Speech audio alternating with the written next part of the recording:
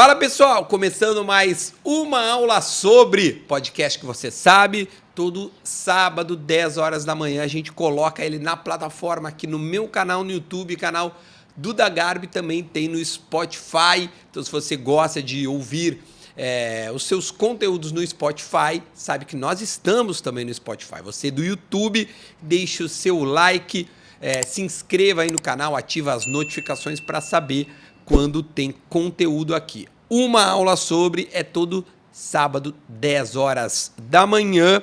E tem os cortes aqui também, que a gente sobe sempre nos finais de semana. Hoje tem uma aula sobre treinar o corpo, treinar o cérebro. Nós Muito escolhemos bem. esse o nome da aula de hoje com o Dr. Rodrigo Sartori. Rafael Barlesi, por gentileza, esmiuce esse assunto. Duda, tu já parou para perceber que alguns atletas, eles parecem antecipar um movimento como se tivesse uma bola de cristal, assim?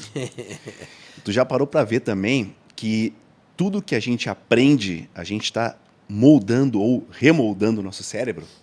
Isso tudo tem a ver com função executiva, neuroplasticidade, coisas que parecem muito difíceis, mas hoje na alta performance, na longevidade e, na verdade, no aprendizado desde criança é extremamente importante. E nada melhor que trazer um especialista para nos ensinar isso. Cara, a aula de hoje vai ser absolutamente inovadora. É um assunto que, para mim, é novo.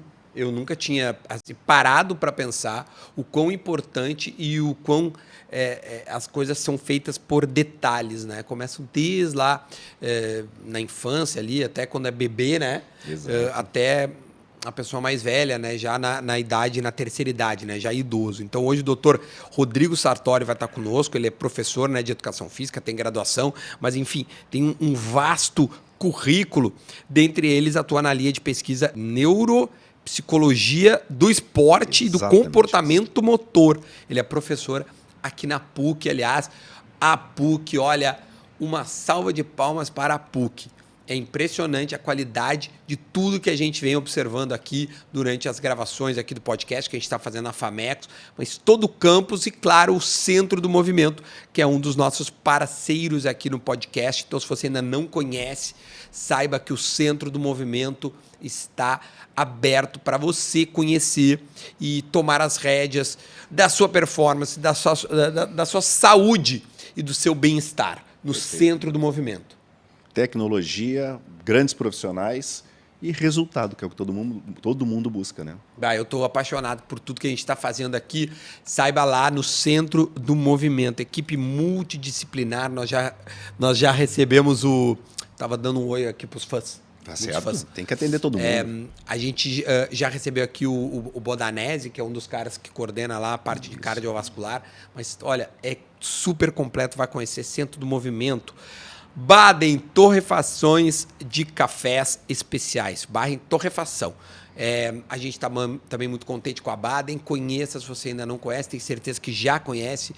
Cafés especiais. Dá para assinar, cara. Tem assinatura. Também dá para fazer um curso dentro da Baden Torrefação, porque aí você pode, não precisa ser especialista, mas conhecer um pouco mais, as notas, os gostinhos. Assim como tem aquele pessoal que vai em vinícolas para aprender sobre vinhos, tem a mesma coisa para café e é muito bacana, né? É verdade. E tem um cupom que é uma aula 10, tanto para comprar os cafés como para fazer os cursos, né, no e-commerce da Baden. Já teve o recuo da tela aí para você saber onde é que procura. Infinity também está conosco.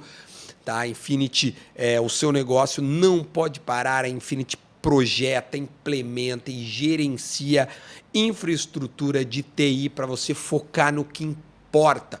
Então, se você a sua empresa está precisando disso, Infinity é a solução. Ela também está conosco, a gente está muito contente com a Infinity, que, aliás, toda a aula dá uma garrafa para o pessoal estar muito bem hidratado. A gente fala de saúde e performance aqui.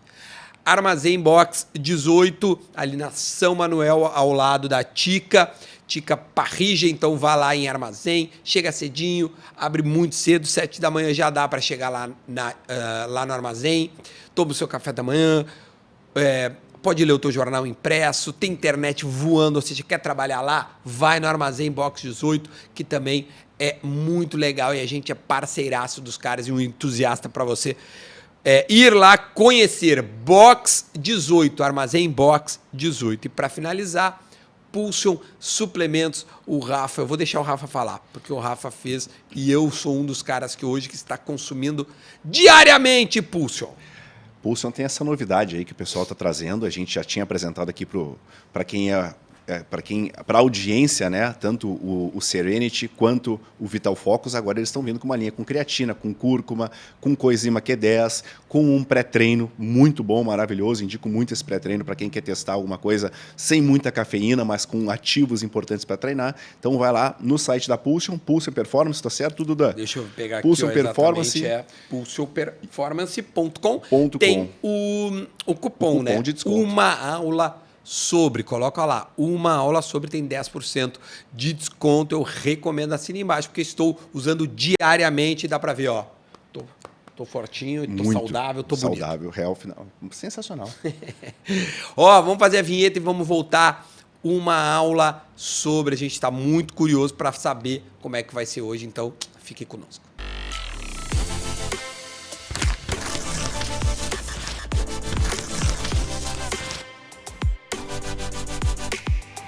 Agora sim, a gente está de volta para poder apresentar o nosso convidado de hoje, que a gente já falou, já deu um pouco da descrição do seu extenso currículo, Rafael Barlesi, meu parceiro. Então a gente agora sim dá as boas-vindas para o doutor Rodrigo Sartori. Seja muito bem-vindo à aula de hoje. Obrigado pela presença. Obrigado, Duda. Obrigado, Rafa, pelo convite. Uma honra estar aqui com vocês, uma alegria. Estou encantado de estar nesse cenário belíssimo. É assim. bonito, né? Ele impressiona. Vocês fizeram top esse tá negócio. Se virando. Cara. Eu já estou acompanhando o programa, assim, já tenho acompanhado. Mas, cara, tá ali, pessoalmente, assim, parabéns, cara. Muito legal. Que bom. Que maravilha, que delícia receber esse feedback. Aliás, se você aí está curtindo a gente, faça agora o movimento de dar o like. Deixa o like, porque é muito importante, né? Esse conteúdo chegar no máximo de pessoas. Também dizer que está no Spotify. A gente está colocando todos os episódios no Spotify. Tem lá também. Às vezes o cara não quer ver no YouTube. Tem o Spotify como seu player preferido. Tem lá também. E tem as imagens, né? Não é só o áudio. No Spotify também tem as imagens. Dá para colocar lá uma aula sobre... E hoje, Rafa, uma aula sobre treinar o corpo, treinar o cérebro, é o que a gente falou na abertura. E eu quero já abrir contigo, Rafa, dando as boas-vindas para o doutor. Eu quero que tu comece essa aula. Qual é o assunto de preferência para começar? Eu vou te contar a história, como é que eu conheci o trabalho do Rodrigo.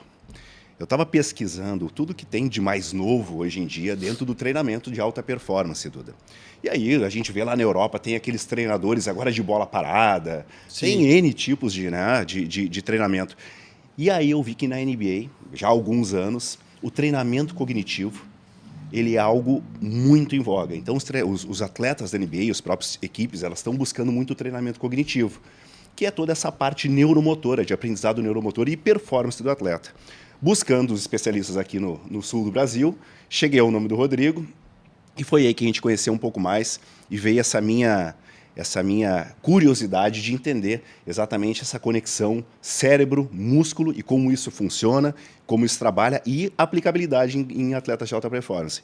Então, cara, o assunto é interessantíssimo. Interessantíssimo, mas que ainda mais quando o Rodrigo mostrar para a gente que isso é levado também para longevidade, para funcionalidade, para a nossa terceira idade. Sim, para um dia a dia de uma pessoa normal, não só alta performance. Exatamente. Né? Acho que a primeira pergunta é essa. Primeira pergunta é essa curiosidade. Rodrigão, o que diferencia esses atletas de altíssima performance, né, que a gente vê com tomadas de decisões mais rápidas, com a aparência que a gente tem são pessoas com essa conexão cérebro-músculo muito mais rápidas. O que diferencia eles da gente hoje, meros mortais?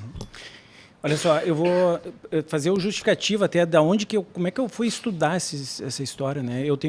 Tive um professor que sempre me instigou a entender não o jogo em si, por exemplo, eu fui atleta e tal, joguei futsal e eu sempre gostei do esporte, assim. A minha vida foi esporte, tudo que eu tenho hoje foi devido ao esporte.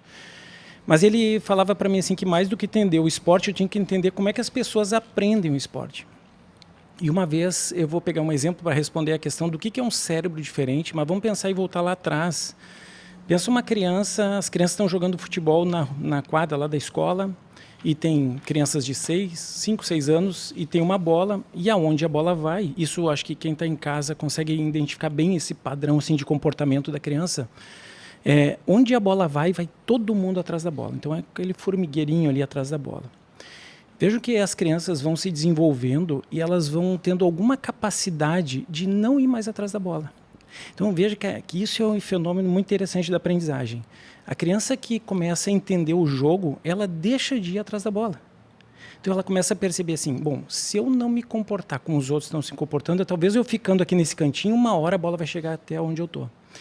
Essa capacidade de eu ter que esperar um pouquinho, abrir mão de uma gratificação, porque a bola é a coisa mais importante do jogo, mas eu vou abrir mão da bola para ficar aqui esperando, porque uma hora a bola vai chegar até aqui, alguém vai me passar a bola e eu vou dar essa posição que eu vou conseguir chutar em gol, vou ter outras oportunidades de ação.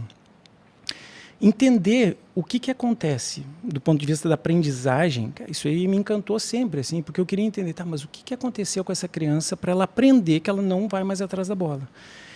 E esse fenômeno de não ir mais atrás da bola, no exemplo que eu estou dando da criança pequenininha, é um pouco do que a gente vai identificando ao longo do tempo como características cognitivas ou algumas funções cognitivas que as pessoas têm que vão fazer com que ela tenha uma melhor performance no esporte. Então, assim, a educação física, o esporte, não é simplesmente uma execução de um gesto motor, mas junto com a execução do movimento, tem algum mecanismo cognitivo que faz com que eu, por exemplo, deixe de ir atrás da bola, que a gente chama de capacidade de inibir uma ação, que a gente vai chamar lá na frente de um controle inibitório. Então, o que a gente poderia, respondendo à pergunta, é: um atleta, ele tem exatamente isso. O cara que é de ponta lá, uma menina que joga num clube, que está no alto nível do esporte, o funcionamento do sistema nervoso é diferente. Então, ele tem algumas habilidades cognitivas que faz com que eles consigam resolver alguns problemas de forma muito rápida. E hoje, a gente está conseguindo mapear e identificar isso, porque era quase impossível a gente ter instrumentos, medidas para estudar o cérebro alguns anos atrás. Então, eu acho que a neurociência, né, essa ideia de estudar o cérebro começou a entrar para o mundo do esporte e dar essa resposta. Se fosse simplificar, tem uma questão de velocidade de processamento, tem umas questões... Vou dar mais um exemplo? Deve, por favor. Pode ir adiante. Tem acho que um exemplo interessante se a gente for pensar o cérebro do atleta, assim, né? Imagina que vai para a praia, daí tem um caminho lá, uma praia nova que tu nunca vai. Então tem um monte de arbustos ali, eu quero sair da minha casa até a praia. Praia deserta, nunca cheguei até a praia. Eu vou fazendo aquele caminho. Na primeira vez que eu vou, tá cheio de arbusto, eu vou demorar a chegar até lá. Então, assim, eu vou ter que ir me afastando as coisas ali até chegar lá. Mas se eu começo a ir todo dia, vai criando uma trilha. Claro. Então, assim, vai chegar um ponto que eu vou mais rápido na praia. Esse ir mais rápido na praia assim, de uma maneira simplificada, é o funcionamento do nosso cérebro de conexões neurais que vão sendo ativadas. De adaptação também, de adaptação, né? Que vai sendo mais fluente e aquilo ali vai dar uma velocidade, eu vou responder mais rápido. Mas o mérito está em desenvolver mais rápido o caminho e ir até a praia, né? Nesse jogo que tu está colocando, ou a adaptação está em a criação disso automaticamente. O que é mais rico no cérebro de um atleta de alta performance? O início da adaptação ou a adaptação com o tempo? Eu acho que tem as duas coisas, porque assim, tem alguns estudos que mostram que a velocidade, quando eles conseguem avaliar, através de estudos com neuroimagem, eles conseguem avaliar a velocidade dessas conexões. Então eles começam a perceber que uma das coisas é a velocidade do processamento. Então uma das respostas é isso. A outra é que eles são mais flexíveis. Ele consegue ver que se ele está indo por esse caminho, não está dando certo, ele não vai ficar insistindo ali. Entendi. Ele vai achar um outro caminho. Então, esse cérebro é mais flexível. A gente chama isso de flexibilidade cognitiva. Quando a gente mede isso em atletas e não atletas, cérebros de atleta têm melhor capacidade de flexibilidade cognitiva. Então, acho que as duas coisas são importantes. Assim. Não, e isso é curioso, né, Rafa? Em atletas de alta performance, eu trabalho com futebol, eu vejo, por exemplo, cara, tu foi falando, eu fui lembrando de várias entrevistas que eu já fiz no assado ali com caras que treinaram o Neymar. e ele dizia assim, que o Neymar ele tinha uma capacidade de encontrar soluções no meio do caminho. O Muricy me falou exatamente essa frase. Então ele ia dar uma meia-lua e ele mudava a direção, às vezes, no treino, não é nem no jogo. E ele disse, cara, isso é inimaginável. Tipo assim, ele conseguiu criar um negócio que ninguém viu a alternativa, e ele viu. Duda, até eu tenho um exemplo. Foi um comentário de um aluno que era sobre esse potencial do Neymar, né? Tem um estudo, depois até eu encaminho assim para vocês verem assim. O Neymar no Japão foi colocado num estudo de controle motor. Então a tarefa que ele tinha que fazer era o seguinte: os caras pegaram 3 grupos de atletas profissionais de futebol, e dentro eles estava o Neymar, atletas amadores ou pessoas que não jogavam futebol, mas que adultos sadios assim, e um terceiro grupo de nadadores. Então imagine assim, eu entro num tubo de ressonância magnética. Então assim, para o pessoal que está em casa, o que é essa ideia? Eu entrei num tubo, eu estou sendo escaneado, eles estão tirando fotos do meu cérebro em funcionamento.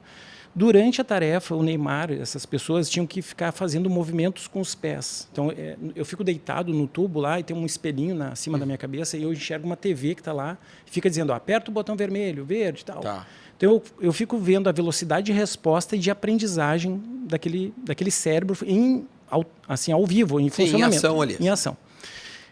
O que acontece é, o cérebro do Neymar, esse exemplo que tu dá, tem toda a evidência científica mostrando o seguinte: quando eu comparo as imagens do cérebro de atletas amadores com atletas que são profissionais, o gasto energético do cérebro do Neymar é muito menor. Então, assim, tu vê a imagem do cérebro numa área muito mais ativada, uma cérebro dos amadores muito mais ativada do que o Neymar. Fazendo um esforço. É como se tivesse um esforço cognitivo para aprender. Para o Neymar era só uma bolinha, cara, assim, ó. Eles têm exatamente a imagem do cérebro do Neymar funcionando numa tarefa de aprendizagem. Ele nunca fez, assim como os outros, ele nunca fez aquilo. Então, assim, ele não precisa gastar energia para fazer aquilo. Como eu não preciso gastar energia, me sobra recurso para eu olhar o jogo, entender as pistas que estão no jogo. Então, assim, ele cansa menos. É uma série de vantagens do cérebro do atleta. Por isso que esses caras conseguem chegar, sabe, no topo, assim. Eu não estou dizendo que agora tudo é o cérebro, senão a gente exagera no determinismo, assim, o cérebro resolve tudo. Mas, de fato, assim, o comando do nosso corpo está ali, e o sistema nervoso, quando ele executa, tem uma boa funcionalidade, ele provavelmente tem uma resposta comportamental, no caso do esporte, que é muito melhor. E o exemplo do Neymar é ótimo. É ótimo para a gente deixar claro assim, o que de fato é um cérebro diferente. Nós também estamos pegando um fenômeno de esporte. É um fenômeno, mas parece, né, me percebe que grandes atletas eles são diferenciados da gente. Então, óbvio, ele é um expoente, mas muitos deles já têm mais ou menos essa... Aí me corrija se eu estou errado, Rodrigo. Tu falaste ali na questão da inibição, né, e como o Neymar poderia ameaçar dar um drible e trocar de direção. Junto disso, eu anotei aqui, a gente tem exatamente essa flexibilidade de inverter os lados e essa leitura espacial total, que a gente pode chamar de memória de trabalho. Esses 3 itens estão dentro de alguma coisa que tu estuda muito bem, que é a função executiva. Né? Então, a gente poderia dizer que esses atletas eles têm essa função executiva melhorada. O que é essa função executiva? E, principalmente, eu treino isso é inato, eu vou nascer com isso, ou até que ponto é treinável isso para que eu possa desenvolver isso com uma criança, ou se tu avalia isso quando ela é criança para ver se ela vai chegar num determinado ponto. Ou até treinar com um idoso, né? Mais tarde. A partir de 60 anos comecei a treinar. Tá. Bom, primeiro, funções executivas, elas são habilidades cognitivas que fazem com que eu consiga finalizar as minhas coisas. Então, assim, vamos chamar, tem uma professora, Rochelle Fonseca, lá, que ela é uma super estudiosa das funções executivas. Função executiva é o quartel-general das nossas funções cognitivas. É o que organiza a gente para conseguir finalizar. A gente tem que finalizar esse programa num determinado tempo, a gente está usando as nossas funções executivas. Então, as funções executivas, elas sempre foram elementos assim que tiveram sempre evidências de associação com uma série de coisas na nossa vida. Inclusive, até, por exemplo, tem estudos que mostram que melhor função executiva tem uma saúde do casamento melhor, o casamento é melhor, saúde mental é melhor. Então, função executiva a gente usa em um monte de coisa. No caso do esporte, para depois eu dar exemplos fora do esporte, no caso do esporte, a gente começou a estudar isso e começou a ver atletas que têm boas funções executivas, são normalmente aqueles atletas que são os top players. Então, quando a gente compara grupos, a gente avalia as funções executivas de atletas top e de atletas que não são top, a gente consegue ver a diferença entre os grupos. Esse pessoal que está no topo mesmo, que estou falando de atletas, e não estou falando só do Neymar, mas assim, numa categoria de base de um clube de futebol, e a gente pegar assim, esses são os caras que são as promessas para chegar. E a gente avaliar as funções executivas desses atletas, elas vão ser melhores daqueles atletas que são os reservas, que não têm projeção de chegar. Ou, mais ainda, quando eu comparo esses atletas top com atletas ou praticantes de futebol que não são. Na prática, como é que funciona isso? Eu vou dar um exemplo tu falaste em memória de trabalho. Imagine uma cena assim, no futebol, né? Eu já vi até tu falando que os caras falam assim, aquela coisa de quebrar o pescoço no futebol, né? Tu joga o jogador de meio campo, ele olha para um lado, olha para o outro. Ele escaneia. Escaneia. Esse escanear, claro que é importante escanear, mas veja o que está por trás do escanear. Eu estou olhando aqui para ti, tu está com a bola, tu vai me dar um passe. Antes de tu me dar o passe, eu virei para cá, tirei uma foto desse lado, tirei uma foto ali, tirei uma foto aqui. Fiz 3 scanners, né? Tirei 3 fotos. E essa informação, ela fica reservada numa área do meu cérebro, e aí eu volto a olhar para ti. Quando tu me passa a bola, eu tenho que manipular essa informação, eu tenho que lembrar dessas informações. Então, claro que eu tenho que incentivar as pessoas no futebol a escanear, mas eu tenho que ter um cérebro capaz de guardar essa informação, porque eu tenho que lembrar daquela informação, porque a hora que a bola chegar em mim, eu tenho que lembrar daquela informação para tomar uma decisão. Veio alguém aqui, ele veio rápido, eu vou dar um chapeuzinho nele. É isso aí. E isso que o Neymar também faz muito bem, né? A gente já viu inúmeros dribles dele surpreendentes pelo o escaneamento anterior, né? E aí, lê a jogada, né? Ele já lê a jogada antes. Então, a imagem da informação, ela fica no cérebro. O que acontece? Tem pessoas que não têm essa mesma capacidade de guardar a informação. Ela vê, mas ela olhou para lá, mas ela não enxergou. Tá. Então, assim, um dos problemas seria um déficit da memória. Um déficit, eu não digo um déficit, mas não é a mesma capacidade de memória de trabalho que outra pessoa tem. Então, essa memória de trabalho é um tipo, que eu estou dando especificamente, é um tipo de memória de trabalho que chama memória de trabalho visoespacial. E aí a segunda parte dá para melhorar isso? Dá para melhorar. Dá para treinar isso? Dá para treinar. O que a gente tem hoje de estudos mostrando é o seguinte: eu não posso treinar isso fora do contexto. Por exemplo, assim, tem uma brincadeira, não sei se brincaram aquele jogo Gênios. Sim, claro, pô. Amarelo, vermelho. Óbvio. Aquilo lá é memória de trabalho, né? É maravilhoso esse jogo. Então é uma brincadeira. E hoje em dia vende em qualquer lugar um mini. Um mini, isso aí. Tá no caixa do supermercado. Aliás, uma dica, se você quiser treinar. Tá. Esses dias eu dei para um atleta assim, mas era mais um gancho assim para ele. Cara, importante do escanear o campo, quando tu entrar em campo, escaneia assim, cara, vê onde estão as informações e tal. Tem uma história, eu já volto, vou usar minha memória de trabalho, tá? Porque eu vou contar eu tenho uma história que eu estava contando, vou parar, vou fazer um parênteses, vou contar uma história, depois eu tenho que voltar lá naquela história. No ponto correto. Veja, isso é memória de trabalho. Então, o sucesso da nossa conversa que depende da memória de trabalho. Perfeito. Então, eu vou fazer o parênteses, vamos ver se eu consigo lembrar depois onde eu estou. Tem uma entrevista do Zico, assim, que o Zico está no campo do Maracanã, acaba um jogo, ele dá um passe que ele não tinha visto, ele estava com a cabeça baixa, e ele dá um passe assim, perfeito para o centroavante fazer um gol. E o repórter pergunta para ele, cara, como é que tu deu esse passe? Tu não estava nem olhando? Aí ele diz assim, eu vi a placa, tinha uma placa da Coca-Cola, e eu vi que aquela placa da Coca-Cola era a referência de onde eu estava em campo. Animal. É isso aí. Cara, então assim, o cara, a referência dele às vezes não é... Assim, não é as 4 linhas. Não é as 4 linhas. E aí é um cérebro capaz de armazenar informações que são de todo o contexto. Então, quando a gente pede do ponto de vista de performance, é difícil dizer se eles melhoram ou não, mas eu chego para um atleta e digo assim, cara, entra para um campo que tu nunca jogou. Olha só, tem essas placas. Começa a mapear onde estão essas informações. Isso é uma explicação, não estou negando o papel da torcida, tá? Mas por isso, que os times de casa, estatisticamente, ganham mais do que os que jogam fora? Porque quem joga em casa... Tem referências. Tem as referências do campo. Então, assim, eu acredito muito nisso. Não é só uma questão de torcida, assim, porque senão parece que eu estou desfazendo a torcida. A torcida é importante. Mas as referências do campo, elas têm um papel gigante assim, na hora de eu tomar uma decisão. Estou usando as funções executivas para comparar essas coisas, estou armazenando informação. Então, isso é... Volta ao Gênios agora. Voltando ao Gênios. A pergunta que tinha feito era assim, dá para treinar? Quando eu brinco de gênios, eu estou brincando de uma ação de memória de trabalho, porque, para quem não lembra do Gênios, o Gênios é um jogo que tem 4 cores lá, e ele vai me dando a informação: amarelo, azul, vermelho. Ó, amarelo, azul, vermelho. A próxima vai ser amarelo. Amarelo, azul, vermelho, amarelo. Amarelo, azul, vermelho, amarelo. Então, eu estou trabalhando minha memória de trabalho. E ele vai agregando cores do decorrer do jogo, né? Isso. Mas sempre fazendo a mesma ordem, né? Sempre fazendo a mesma ordem. Então, mas vai tendo uma sobrecarga de memória de trabalho. Bom, se eu melhoro essa memória de trabalho, é uma memória de trabalho que eu estou fazendo num contexto que não é do jogo. Então, existe uma dúvida do ponto de vista da ciência, da neurociência, das questões do comportamento motor no esporte, que é: será que eu melhorar a memória de trabalho usando gênios vai melhorar lá a minha memória de trabalho no campo? Então, assim, do ponto de vista científico, a gente não tem tantas evidências para isso.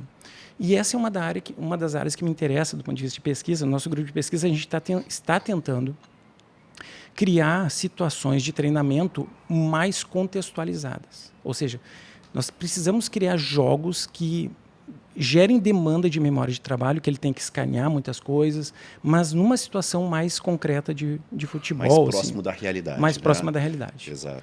Então, assim, o Gênios, eu diria, é uma excelente atividade para um adulto jogar, para um idoso jogar, porque vai fortalecer essa área de memória de trabalho, para ele lembrar de coisas do dia a dia. E agora, o assunto é de funcionalidade, estou extrapolando agora a pergunta, mas de funcionalidade. Vamos pensar um exemplo da memória de trabalho do ponto de vista funcional. Se tu tem uma criança de 5 anos, 4 anos, tu deixa ela atravessar a rua, imagina que nós estamos perto da Ipiranga aqui, ela tem que atravessar a rua. Não tem sinal, não tem nada, eu quero que ela atravesse a rua. É inviável tu deixar uma criança com 4, 5 anos atravessar a rua. Então, o motivo não é motor, né? Porque do ponto de vista... ela atravessaria. Ela atravessaria. Exato. A pergunta é, por que ela não atravessa? Ela não atravessa porque ela não reconhece as informações que estão no ambiente. E quais são essas informações? É a velocidade que o carro vem, é a distância que ela está para o carro. O perigo disso. O perigo disso. Então, ela não tem algumas informações que estão ali na relação de espaço e tempo que ela não consegue identificar. E o senhor, desculpa te interromper, peguei na vírgula, o senhor mais velho também passa a não ter mais essas funções básicas de um contexto de vida, né? Perfeito, Duda. O que acontece? A ausência da atividade física ao longo do envelhecimento vai tirando algumas capacidades de base perceptiva que vai fazendo assim, eu não sei se eu consigo... Se eu chego lá. Então, eu não reconheço que aquele carro vem naquela velocidade. Tipo, pensa em você assim... Tu até brinca com o carro, né? Que eu estou atravessando a rua. Eu vou passar bem devagarinho, porque quando eu passar ali, ele vai passar a mim. Aquelas coisas que o cara faz meio de adolescente, assim. Mas eu tenho um controle de base perceptiva que eu consigo enxergar. Tudo isso tem por trás também funções executivas. Tem um pouco de memória, porque eu olho lá, vejo a velocidade do carro, eu não preciso mais olhar para o carro. Bastou uma pista da informação para eu tomar uma decisão. Perfeito, animal. Então, isso tem um artigo... Sabe, agora eu peguei na frente, porque tu me lembrou uma ação de marketing de uma empresa que fizeram com o Cristiano Ronaldo há muitos anos atrás, onde eles colocaram ele como se fosse num ambiente de grama sintética, num campo de grama sintética, e eles chutavam a bola em direção a ele, como se fosse no escanteio para ele cabecear. E na trajetória eles apagavam todas as luzes. Muito legal. E ele todas as vezes acertava sem enxergar, só vendo a partida da bola, onde ele acertava a bola em direção ao gol. Então, a gente consegue pegar os 2 pontos, né? A criança e o idoso perdendo essa função, essa capacidade, nesse caso espacial, né? O temporal, talvez temporal, né? E um atleta de altíssimo nível, onde ele pega só o início, já faz a memorização da velocidade, do trajeto, para entender onde é que vai chegar o objeto. Olha é maravilhoso esse assunto. Muito. Nesse estudo do Cristiano Ronaldo, vale a pena o pessoal entrar para assistir, cara. Porque tem uma parte, né, Rafa, que assim, eu bato na bola, tá? O cara bateu na bola, pum, a bola saiu, andou 1 segundo ali e apagaram as luzes do ginásio. Então, ele viu a pista dele, assim como a criança viu, ou reconhece ou não reconhece a pista e a velocidade do carro, ele viu a altura que a bola foi e tal, daí ele vai lá e ele finaliza. E aí eles colocam um outro rapaz lá que não é do futebol para fazer a mesma coisa. Deve ser uma tragédia. É feio o negócio até. Mas daí tem uma parte que é mais impressionante, assim, do nível de capacidade de identificação das pistas que estão no jogo. O cara que vai cruzar a bola, quando ele ele arma o corpo para fazer o cruzamento, o pé não tocou na bola ainda, aqui está a bola, o pé não tocou, apaga a luz do ginásio. E o Cristiano Ronaldo acerta. Ah, meu Deus. A bola vem alta e ele pega e dá de ombro assim na bola e pum, faz o gol.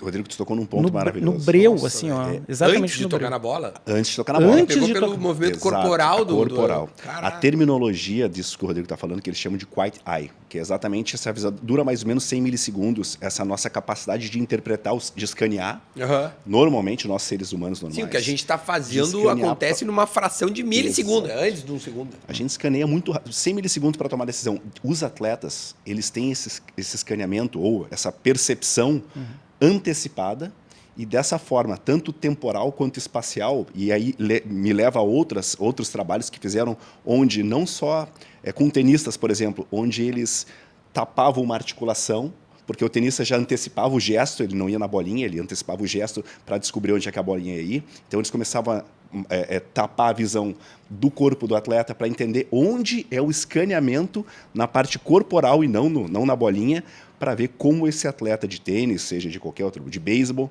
ele toma essa decisão para antecipar essa jogada. Então, olha o nível de percepção, de tomada de decisão desses caras. Me vem na cabeça também o goleiro na hora de uma batida de pênalti. Perfeito, exatamente. Né? Cai para que lado? Muito fala assim, não, o cara mostrou onde vai bater. Isso aí é tipo assim, é a leitura mais rasa do que nós estamos falando, né? O cara mostrou muito, abriu muito o pé, bom, ele vai botar lá. Isso aí até um cara leigo como eu consigo ver.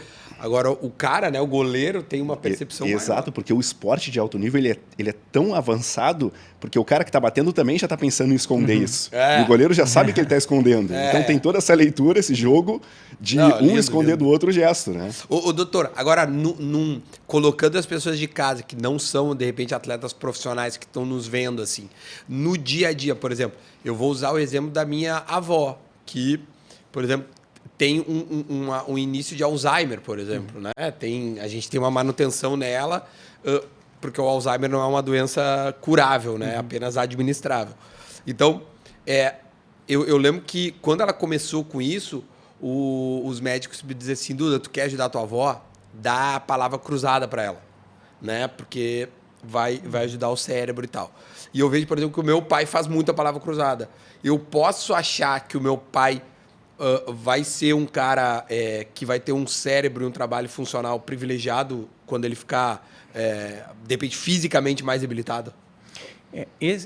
A gente não tem uma evidência para mostrar assim, que palavra cruzada vai estar diretamente associado a um melhor desempenho em termos funcionais. Isso aí ainda a gente não tem muito claro.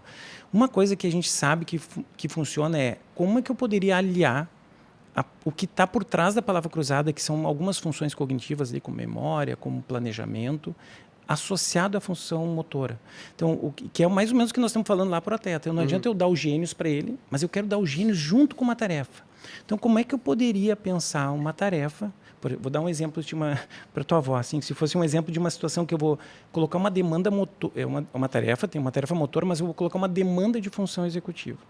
Então, assim, eu coloco vários objetos lá, vó, vai lá e pega esse objeto. Ela vai lá e vai pegar. Enquanto ela está caminhando, ela está com a informação na mente, ela está manipulando essa informação. Isso é a memória que ela está usando durante a tarefa motora.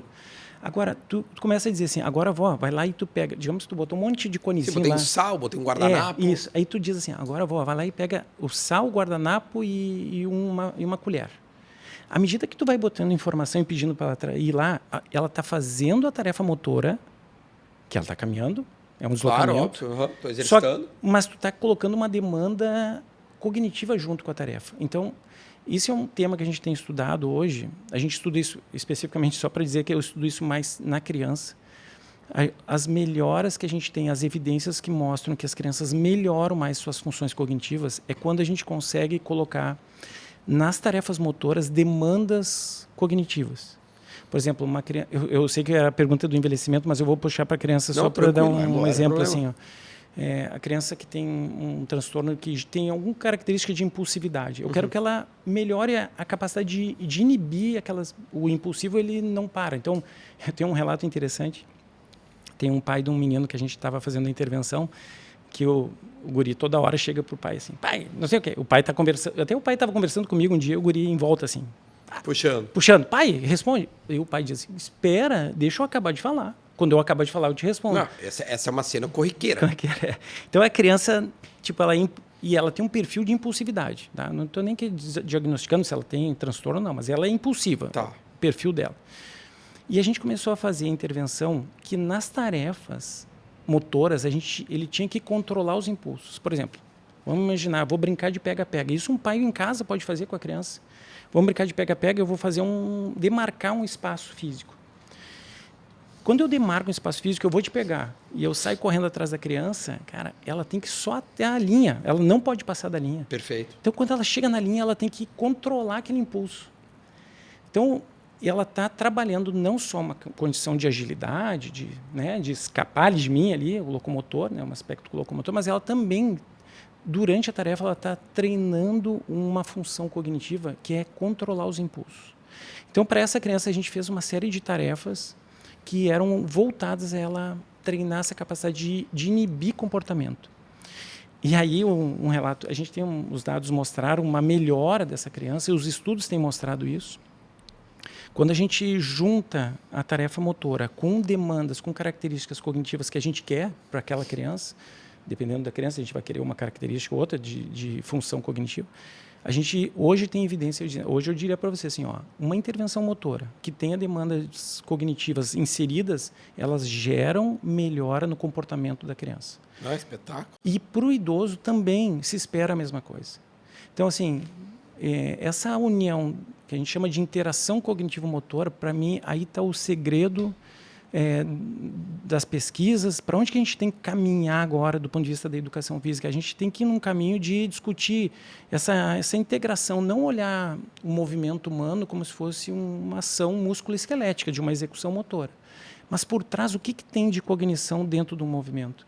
Então, a gente vai indo nesse caminho aí, eu acho que a gente dá um salto revolucionário na ideia de justificar a importância do movimento humano. Cara, o movimento humano é um negócio que o nosso cérebro foi fundado pelo movimento. Então, nós precisamos mais divulgar esse impacto. Eu acho disso. legal, Rafa, trazendo aqui, que também muita gente que vê a gente tem o filho mesmo, né? Exato. Então, cara, às vezes, até divulgar o trabalho, tipo assim, que existe algum tipo de trabalho para essa criança não ser tão impulsiva ou tão arteira ou tão... Porque às vezes a pessoa coloca assim, não, ele precisa, é bom, é legal.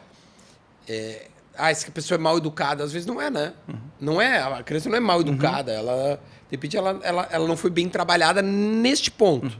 Né? Então, até para o pai também ficar mais tranquilo, né? Exato, e contextualizar também, exatamente isso, contextualizar tudo.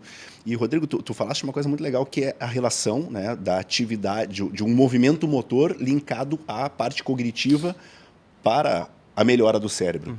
E se a gente for transformar isso para a nossa área, é o esporte. Né? Então, isso traduz a importância do esporte hoje também para atenuar os riscos de envelhecimento do cérebro? Olha, tem é difícil sempre pesquisar isso, mas tem um estudo que eu acho que representa essa tua frase. Assim. O estudo era o seguinte, imagine 2 grupos. Tá? Um grupo tentou aprender, tentou porque alguns não aprendiam, mas eles pelo menos tentaram, eles tinham que aprender malabares, jogar 3 bolinhas e tal. Uhum. E o outro grupo não fazia. Então, estou aprendendo uma tarefa motora.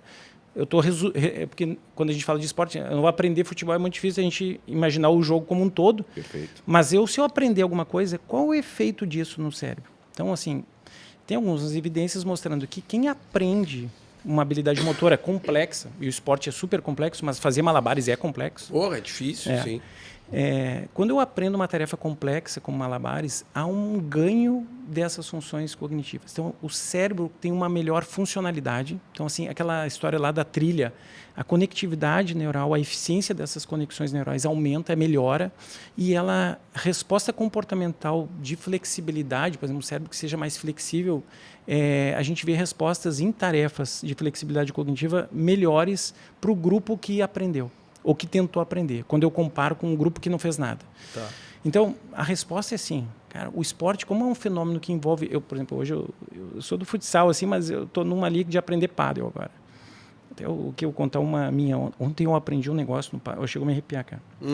Porque a bolinha... Movimento novo. movimento novo. Cara, ontem a bolinha bateu na parede, eu estou de frente aqui, o jogo de pádel é um jogo que joga com paredes, e a bolinha bateu na parede lateral, bateu na parede do fundo, e então ela passou nas minhas costas, e eu consegui entender que a bolinha, depois que ela bateu nas duas paredes, ela ia vir por esse lado, e eu não precisei ir atrás da bolinha, eu esperei ela para bater no outro lado. Quem é do pádel aí vai... Sim, não, claro. Até me xingar aqui pela minha descrição, mas... Mas é verdade, é um aprendizado, né? Foi um aprendizado que eu tive ontem que eu cheguei, cara, que legal eu aprendi isso. Então, assim, eu estou dizendo que ontem meu cérebro ficou um pouco mais flexível, o funcionamento do cérebro melhorou ontem por uma aprendizagem do esporte. Então, colocar as pessoas em situação de aprender esporte era uma coisa que era obrigatória a gente fazer, não só na infância, mas ao longo da nossa vida. Eu vou abrir... Aprender um esporte em qualquer... idade. Mesmo. Eu vou abrir para dois lados agora. Agora tu vai falar bastante. Essas mudanças cerebrais que estão acontecendo contigo ou com a criança, a gente chama de neuroplasticidade. Eu quero que tu nos explique esse conceito que parece difícil, mas é bem bacana do pessoal entender. E aí o segundo, que é o que tu falaste que tu aprendeu ontem. Essa neuroplasticidade, que a gente refere muitas vezes que é só quando é criança, ela vai ao longo da vida. E a gente vai desenvolvendo ela ao longo da vida inteira. O que aconteceu contigo ontem? Exatamente. Ontem foi um exemplo disso, né? Pô, será que eu ainda sou capaz de aprender? Pô, eu sou capaz de aprender. Porque a gente é apresentado para novidades muito no início da nossa vida. Depois não, né? Tipo, a gente para de ter novidades. Pode ser esse um fator de não ter. E aí ali tu foi apresentado a uma novidade. Te adaptou? É. Agora, de fato, eu vou dar um exemplo de uma coisa de neuroplasticidade, assim, que eu acho que é um pouco duro até de falar, assim, porque eu tive um aluno em Caxias que ele tinha 2 ou 3 anos, teve um acidente e ele teve que retirar uma parte do cérebro. Então, vocês já devem ter ouvido falar, cérebro do lado esquerdo é uma coisa, cérebro do lado direito é porque o cérebro é dividido em 2 partes e tal. Esse menino só tem uma parte, só tem um hemisfério do cérebro. E se vocês olharem e trouxessem ele aqui, ele ia conversar com vocês, até ia jogar alguma coisa, tipo, vocês não iam perceber que ele só tem uma parte do cérebro. Então, imagine um cérebro que ele aprendeu, e de fato existem as áreas onde acontecem as coisas, mas olha só, essa beleza da neuroplasticidade é isso. Aquele cérebro aprendeu a fazer as coisas num lado só. Isso é neuroplasticidade. Não tem nada mais que, para mim, como exemplo claro da neuroplasticidade do que isso. Que é um cérebro que só tinha metade e começou a aprender a jogar bola, foi alfabetizado, só com a metade do cérebro. Eu não estou dizendo que todas as pessoas vão ter essa possibilidade, mas aquilo ali é um exemplo disso. Então, obviamente, ele não vai ter a mesma capacidade que uma pessoa que tem. Só para deixar bem claro isso. Os dois lá. Os dois, né? Ele tem suas dificuldades, seu déficit, mas ele aprendeu coisas que, se eu fosse olhar do ponto de vista do lado, não, esse cara não tem como aprender mais. Ele aprendeu. Então, isso é neuroplasticidade. E isso, claro que, se acontecesse isso numa pessoa adulta, talvez ele não tivesse essa mesma capacidade de recuperar isso.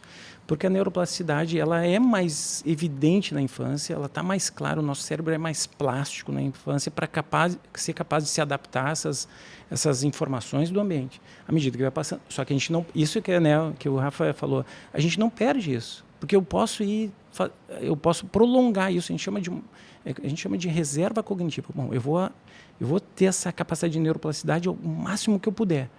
E um dos fatores que gera essa reserva é o exercício físico. Então, fazer exercício é uma coisa que vai prolongar essa capacidade de eu ter um cérebro que vai ser capaz de se adaptar a novas aprendizagens, a novas estruturas. Grosseiramente falando, até a idade que for tu conseguir praticar esporte, tu vai estar exercitando não só o cérebro, quanto fisicamente. Exato. Assim, não tem nenhum prejuízo em fazer esporte o máximo de tempo que tu puder. Né? Exatamente. Cara, eu acho que o grande lance é a gente tentar minimizar os riscos de lesão. Assim, esse eu acho talvez... Mas nós temos um grupo ali que a gente faz no nosso curso ali, que é um grupo que está ensinando o câmbio, que é um jogo de vôlei que não vai ter mais a forma de rebater. Ele é um jogo que segura a bola. Imagina um vôlei que não tenha rebatida, é um jogo que eu tenho que segurar a bola. Alguns adultos, idosos ali, em torno ali de 50, 60, 70 anos, eles estão aprendendo a jogar aquele jogo.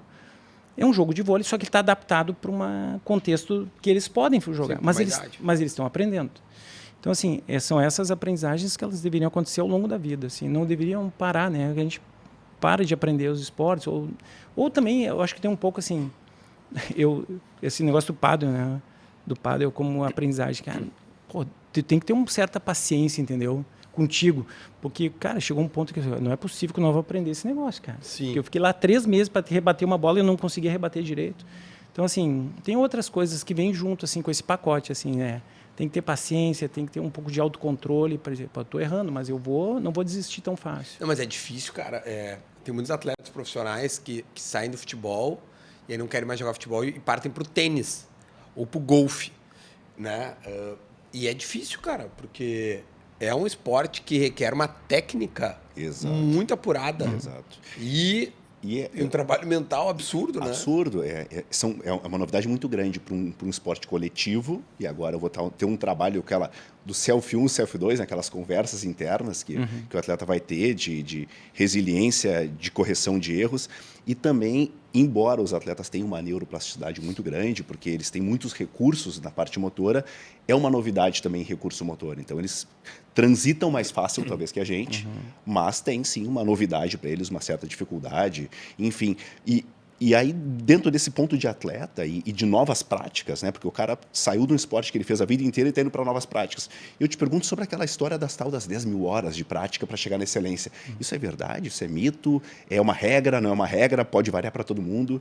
Que a gente bem sabe dessa história das 10 mil horas de prática, né? Tem um livro, né? Tem, exato. O livro acho que é Outliers. Exatamente. Ou Fora de Série, em português.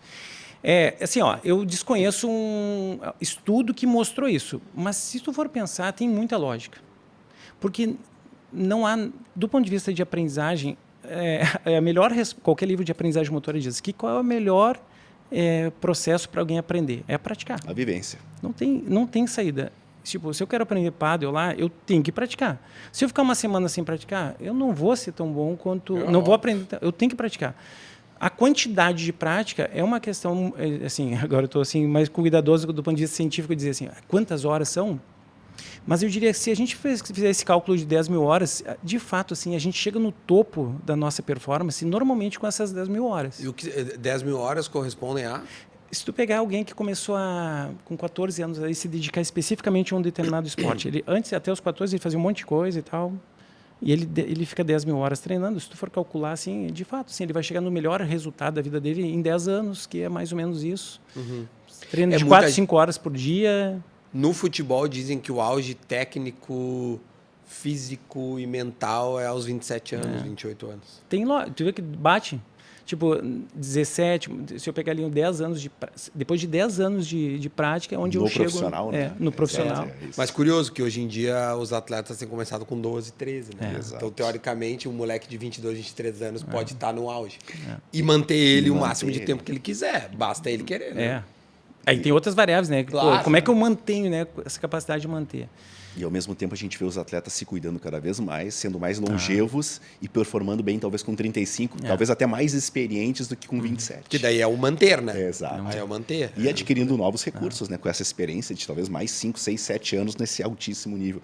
Talvez as 10 mil horas sejam um padrão e quanto mais melhor, vamos pensar assim. Né? Mas tem mais alguma pergunta que... Eu tenho uma pergunta que é, talvez, voltando para o assunto da criança, mas talvez ela seja bem importante para a gente debater dentro da tua linha de conhecimento, da tua pesquisa, todo o teu know-how. Tá?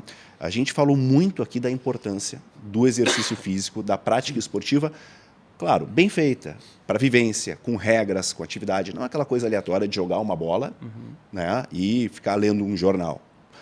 Profissionais de educação física de verdade, dentro de escolas, como conhecemos muitos. E aí, talvez nos últimos anos, veio aí uma linha de pensamento reduzindo a educação física escolar. Pensando nessa tua linha de entendimento toda, do quanto o esporte, com regras, com jogos, pode melhorar o aprendizado total, a gente poderia estar prejudicando o aprendizado caso a gente siga com essa linha de retirar a atividade física das escolas? Cara, essa é a minha tese da minha vida. Tipo, eu tô aqui por isso, entendeu? O negócio assim, se não tiver movimento, nós vamos perder essas crianças vão cada vez ter mais prejuízo de funções cognitivas. Então, assim, essa é a tese, para mim, que ela precisa ser mantida. Então, defende ela para a gente, para a câmera. A tese é assim, ó, os estudos mostram uma relação. Se eu tenho, imaginem 3 pontos, assim, aqui está um movimento, esse movimento potencializa funções cognitivas. Veja, funções cognitivas são capacidade de memória, de eu inibir impulsos, de eu ter um cérebro flexível. Essas coisas são funções cognitivas básicas assim, que a gente usa para a vida. Então, se o movimento é um preditor, eu digo, o movimento é o que faz, por exemplo, só para dar um exemplo concreto disso. Tem uns estudos que mostram assim, que as crianças que chegam no marco motor na idade correta, elas têm um subsequente melhor desenvolvimento cognitivo. Então, mais ou menos o seguinte, eu espero que uma criança com 6, 7 meses de idade, ela seja capaz de sentar estabilizada. Tá? Esse é um padrão de desenvolvimento motor. Se a criança atrasa muito esse padrão, ela vai sentar lá por 1 ano e meio, a chance dessa criança ter déficits cognitivos é maior do que aquele outro grupo das crianças que sentaram na idade correta. Então, ter um bom desenvolvimento motor impacta nessas funções cognitivas básicas, que é ter boa memória de trabalho, boa flexibilidade cognitiva, ser capaz de inibir impulsos, né, que é esse controle inibitório. Então, isso a gente já tem algumas evidências mostrando isso. Só que o ponto é que, nessa lógica dessas 3 partes, a terceira parte é o desempenho acadêmico. Então, assim, eu só vou entender de matemática se eu tiver uma boa memória de trabalho. Pensa assim, um exemplo bem concreto da leitura, né? Eu vou ler um parágrafo, porque a gente fala, né, interpretação de texto é fundamental. Quando eu leio uma frase, tem um ponto e vou ler uma nova frase, a segunda frase que eu li, eu tenho que lembrar da primeira frase, para fazer a conexão dessas 2 informações para eu interpretar aquele parágrafo. Se eu estou lendo a segunda frase e eu não lembro a minha memória de trabalho, se eu não lembro da primeira frase, eu não vou interpretar aquilo ali. Então, as funções executivas, essa memória é um mediador do desenvolvimento, um motor do movimento para o desempenho acadêmico. Então, assim, a educação física, ela teria que ser uma das coisas mais importantes da escola. E isso é uma coisa assim, né? A gente tem um sistema educacional que as crianças ficam muito tempo paradas. E eu não estou querendo dizer que não tenha que ficar parado, porque às vezes a gente tem que ir lá, para eu aprender matemática, eu tenho que sentar lá e prestar atenção. Eu estou exercitando uma função cognitiva até de manutenção da atenção. Mas o movimento ele gera uma série de possibilidades que são fundamentais para a nossa vida e eu acho que a gente tem uma sociedade que não dá o valor ao movimento como deveria ser dado. Se a gente for lá nos países nórdicos, lá na Finlândia, Noruega, cara, as crianças elas vivem o movimento muito mais do que a gente, muito mais, é incomparável. E será que os resultados de desempenho acadêmico dessas crianças lá nesses países não estão também associados a uma infância mais desafiadora, com mais movimento? Cara, eles brincam muito. Se vocês olharem o perfil das crianças que vivem nesses países, cara, eles brincam demais, são muito desafiados a subir em árvores e a fazer série de coisas. E a gente está perdendo isso. Então, eu acho que o desafio é mostrar essas evidências científicas que a gente tem aí, já tem dados importantes, bem sólidos, né? E com isso aí a gente muda. E por isso que eu digo assim, vocês têm um papel, né? Vocês são pessoas referências assim de comunicar as coisas. E quando comunica a ciência, assim, eu digo, cara, isso aqui pode mudar a sociedade que a gente vive.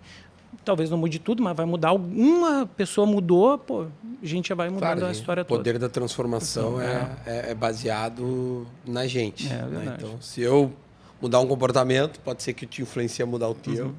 E assim sucessivamente. Tchê, só para a gente encerrar, que tá espetacular para variar. Tu é um monstro, Rafa, em produzir assuntos. Qual é a parte do cérebro que está a parte motora? Já que tu colocou ali antes uma... E aí o rapaz não tinha um lado. Qual dos 2 lados ele não tinha e o que ele perdeu nesse lado? Eu não lembro exatamente o lado, tá? Mas se a gente for pensar, a parte da frente do nosso cérebro, onde está a testa, aqui na nossa testa, chama córtex pré-frontal, ali é onde estão essas funções cognitivas. Tá. Um pouquinho atrás a gente vai ter um córtex motor, que é onde executa os movimentos. E do lado um córtex motor associativo, que é uma área onde eu planejo os movimentos. Tá. Então existem algumas áreas que são organizadas. Então a maioria está aqui na testa. Na testa. A nossa parte da frente, assim, a parte motor tem só que isso aí não é tão isolado, porque lá atrás assim a gente tem o cerebelo, que ele é fundamental no equilíbrio. Então lembra aquela coisa da trilho lá? O trilho vem lá de trás, vai lá para frente.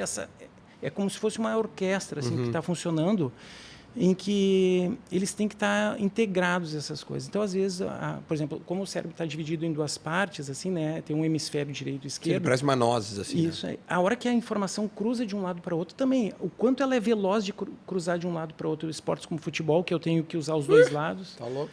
Então, assim, essa velocidade de processamento, as conexões que ocorrem, elas... Então, é assim, difícil dizer exatamente as coisas. Ó, é assim, mas... Eu acho que dá para imaginar que tem áreas que são específicas. A gente até tem um estudo agora que a gente está vendo os efeitos de ativação em algumas áreas do cérebro com uma técnica que chama estimulação transcraniana. A gente está fazendo isso com atletas. E vendo os efeitos disso, porque como o cérebro é atividade elétrica, é como se eu estivesse dando um estímulo para os neurônios se conectarem e funcionarem melhor. Assim, e a gente está fazendo isso com os atletas e está vendo os efeitos disso. É um início de um projeto, mas é uma coisa interessante. Mas eu acho que a resposta é nisso, existem as áreas, mas elas estão interligadas. Só para dar um exemplo, esse cerebelo, por exemplo, é um órgão que sempre está ligado muito ao nosso controle postural, equilíbrio, né? Mas ele está lá atrás. A nossa imagem, por exemplo, a visão, quando eu quero fazer um movimento, eu dependo da visão. A visão está numa área lá atrás do cérebro também, numa parte que a gente chama de occipital. Então, assim, é um funcionamento integrado, é uma grande orquestra, o cérebro, para resolver problema. Esse senhor vai ter que voltar. Sensacional. Depois tu escolhe um outro assunto aí dentro dessa área aí. Muito bom mesmo. Olha, um negócio, parabéns. Passou assim, ó. Foi espetacular, doutor. Sabe que depois, agora, você que está vendo a gente, já o Rafa vai esmiuçar um pouco, né? Já está acostumado a ver o final.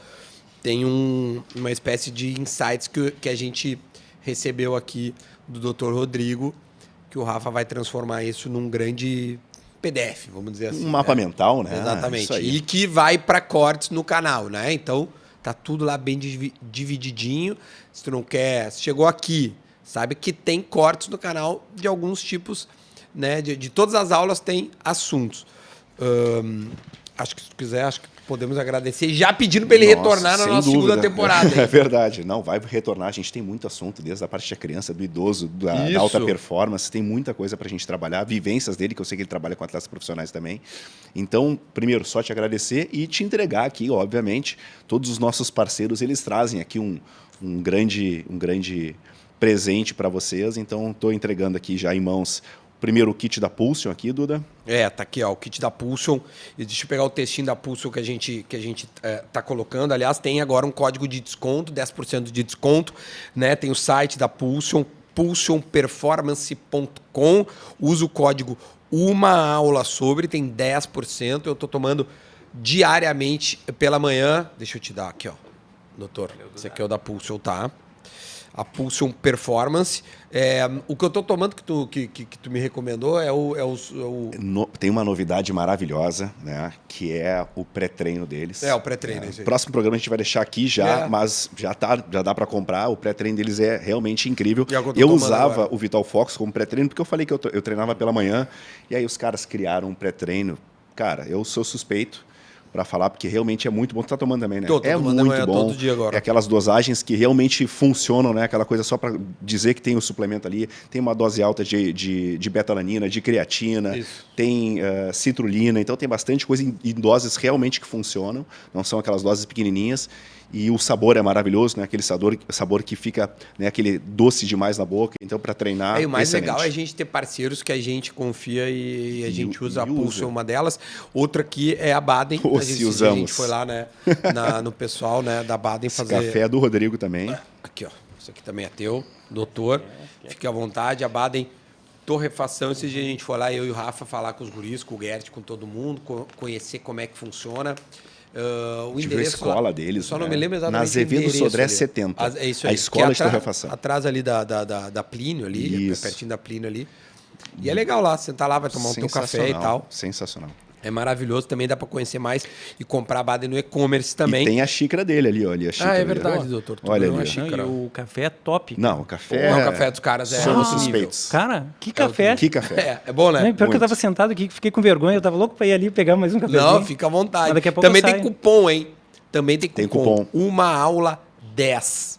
Uma aula 10 também tem. Manda um abraço também pro Centro do Movimento aqui da PUC, onde nós estamos. A gente grava aqui na PUC as aulas. Centro do Movimento, tudo a ver com o teu trabalho também. Movimento, vai atrás, equipe multidisciplinar, atendimento integrado e foco no que move você. É espetacular. Infinity também está com a gente. Seu negócio não pode parar. Infinity projeta, implementa, gerencia infraestrutura de TI. A Infinity também está com a gente. Tá aqui. Ah, tá. Esse aqui é o da Infinity. Trouxe um presente para ele também. Né, Hidratação. Hidratação. Exatamente. Ótimo também. Ótimo. O cérebro também. E tem o box do Matheus, que tu vai Armazém, falar agora, né? o Armazém Box. Eles têm um presente para ti, que tá ali, a gente não conseguiu te entregar, não vou levantar, mas eles têm um cheque presente para ti aqui, para te ir lá e aproveitar. Tem o cardápio wellness deles, tem também as outras coisas que a gente comeu maravilhoso, né? Salada com frango maravilhoso, tem o café lá também para tomar, para desfrutar, com internet aberto desde as 7 da manhã todo dia. É verdade. Então vai lá, faz uma reunião, faz alguma coisa lá, leva o pessoal, já toma um café da manhã, já tem internet liberada. Sabe o que tem lá? Jornal impresso. Exatamente. Vai, se faz tempo. Né? Então, se quiser lá tomar um café da manhã bem cedinho, lê o teu jornal. Lê o jornal impresso. E eles têm aí, então vou deixar contigo depois um cheque presente para te utilizar e lá levar o pessoal e aproveitar. Esses são os nossos parceiros, doutor. Obrigado, de coração. Foi muito legal. Muito bom. E vai voltar, tá? Pode ser? Tá, claro. Não, vocês são demais, cara. Eu sou fã de vocês. Obrigado mesmo. Valeu mesmo.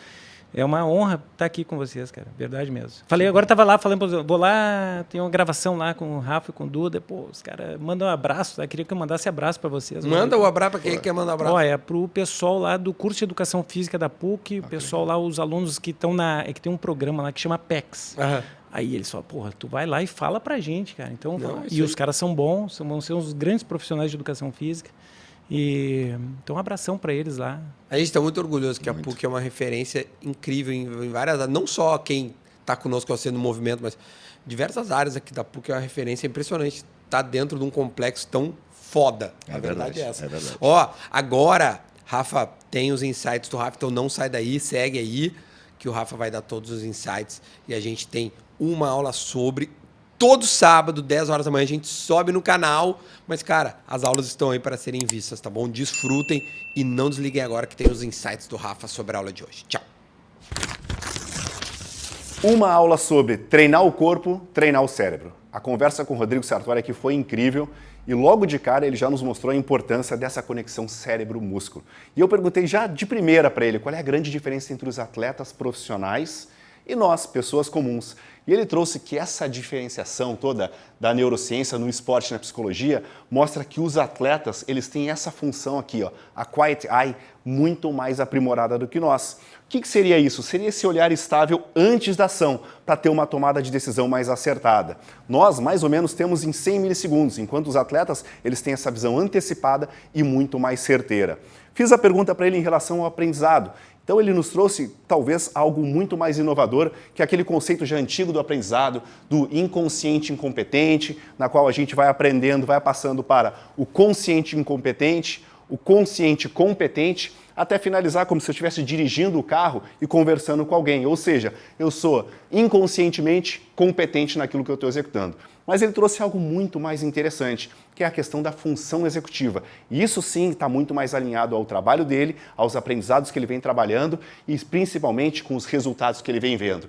Ele dividiu a função executiva em 3 pontos, basicamente: inibição, flexibilidade e memória de trabalho. O que seria inibição? Exatamente aquele atleta que vai dar aquele passe no último momento, ele troca o gesto e faz outro movimento. A flexibilidade seria exatamente intervir o lado quando o outro espaço se fecha, aquele raciocínio rápido para a tomada de decisão. E, por fim, a memória de trabalho, que é o que ele falou, de entender todo o campo, os espaços que estão aparecendo e ter tudo isso já mapeado na cabeça para tomar melhores decisões. Isso foi o que ele nos trouxe. E, a partir daí, eu fui questionando ele sobre a função executiva. Ele mostrou que a habilidade de controlar pensamentos, emoções e ações para atingir metas estão diretamente ligadas também a essa função executiva. Junto, que ela também é muito útil para que a gente use para quebrar alguns hábitos, inibir impulsos e até para realizar planejamentos. E ele mostrou também que no dia a dia, na vida, as pessoas com ótima função executiva, elas são preditivas de melhores habilidades sociais, conquistas acadêmicas e melhor saúde mental e física. Que coisa interessante isso, né? Como está tudo conectado. Perguntei para ele se esses apps que a gente baixa em aplicativo de celular para ficar treinando o cérebro funciona. Ele explicou que elas até melhoram as tarefas específicas, mas para que a gente tenha uma melhora da função executiva no geral, a gente precisa de uma transferência ampla, que vem do movimento e normalmente com regras. E aí, falando em movimento, eu perguntei para ele se o exercício ele realmente influencia para que a gente melhore função executiva e neuroplasticidade. E ele mostrou que existem dados sim. Por exemplo, o exercício de intensidade moderada, ele melhora agudamente a memória de trabalho. Olha que interessante, são coisas ligadas. E aí a gente foi exatamente para o outro ponto, para neuroplasticidade. Eu perguntei para ele o que seria essa neuroplasticidade e ele me mostrou que a neuroplasticidade seria uma mudança estrutural, química e funcional do nosso cérebro. Estrutural quando a gente entende que tem mais sinapses, mais conectividades, mais redes densas trabalhando entre si. A neuroplasticidade voltada à parte química é a mais rápida, de curta duração e ela suporta a memória a curto prazo.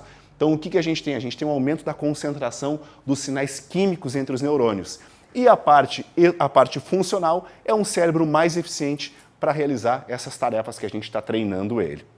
A partir daí, perguntei também se isso poderia diminuir ao longo do tempo com o nosso envelhecimento. Ele falou que não, que está sempre ocorrendo e não é limitado pela idade. E aí solicitei a ele alguns itens interessantes para que a gente pudesse estar sempre estimulando e trabalhando a neuroplasticidade. E ele nos trouxe os seguintes itens. Vamos começar por aqui, ó.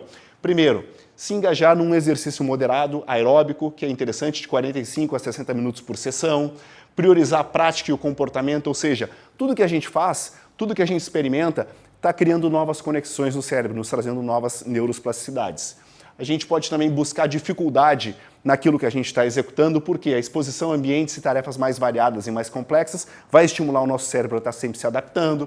Outra coisa interessante é adotar um foco, uma atenção quando a gente quer aprender um movimento, uma atenção um pouquinho externa. Vou dar um exemplo bem da minha prática. Se a pessoa está fazendo um agachamento, não falar para ela só empurrar a barra com as costas para cima, não levantar o peso, mas talvez empurra o chão com os teus pés. Isso cria novas conexões para melhorar aquele gesto motor. Outra coisa interessante é cultivar a autonomia e a autoconfiança. Os estudos mostram que o estado emocional e as expectativas, elas influenciam diretamente na liberação de dopamina. Isso vai consolidar a memória para o aprendizado. Muito interessante tudo isso que ele nos trouxe. Então, perguntei para ele se existem alguns mitos em cima disso. Ele falou que os mitos que a gente tem escutado muito é que o cérebro muda na infância, a gente viu que não, que a gente continua desenvolvendo a neuroplasticidade ao longo da vida, e aquela outra coisa que a gente só usa 10% do cérebro. Na verdade, a gente usa o tempo todo o nosso cérebro. Bastante interessante, uma aula muito complexa. Certamente ele vai voltar aqui outras vezes para explicar mais para a gente sobre essa conexão cérebro-músculo. O que a gente teve foi uma ótima aula de como treinar o corpo, como treinar o cérebro com o Rodrigo Sartori, e eu te espero na próxima aula de Uma Aula Sobre.